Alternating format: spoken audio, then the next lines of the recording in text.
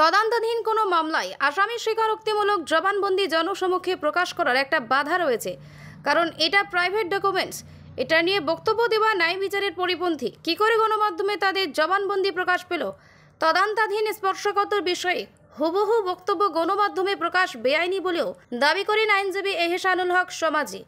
বৃহস্পতিবার আসামি বাবুর 164 ধারার জবানবন্দি প্রত্যাহারের শুনানি শেষে তিনি সাংবাদিকদের এই কথা বলেন। তিনি আরও বলেন, জবানবন্দি প্রত্যাহারের আবেদনটি এখন নথিতে থাকবে।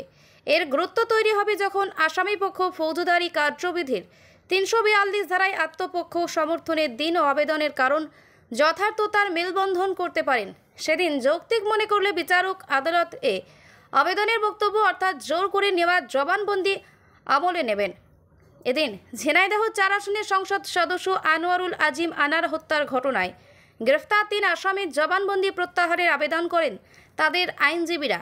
আসামিরা হলেন ঝিনাইদহ জেলা আওয়ামী লীগের ত্রাণ ও সমাজ কল্যাণ সম্পাদক কাজী কামাল আহমেদ বাবু ওরফে গ্যাস বাবু, হত্যার মূল পরিকল্পনায় থাকা চরমপন্থী নেতা আমানুল্লাহ ওরফে শ্যামল ভূঁইয়া ও তানবীর ভূঁইয়া।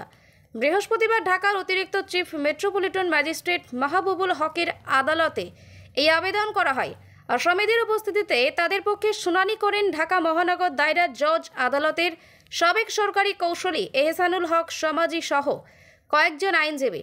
শুনানি শেষে আদালত আবেদনগুলো নথিভুক্ত রাখার নির্দেশ দেন। একই সঙ্গে আসামিরা রিমান্ডে নির্যাতনের কারণে অসুস্থ হয়ে পড়ার কথা বলে চিকিৎসার আবেদন করেন। বিচারক কারাবিধি অনুযায়ী কারা কর্তৃপক্ষকে চিকিৎসার নির্দেশ দেন। এমপি আনারকে হত্যার উদ্দেশ্যে অপহরণ মামলায় এখন পর্যন্ত 7 জনকে গ্রেফতার করেছে ঢাকা মহানগর গোয়েন্দা পুলিশ।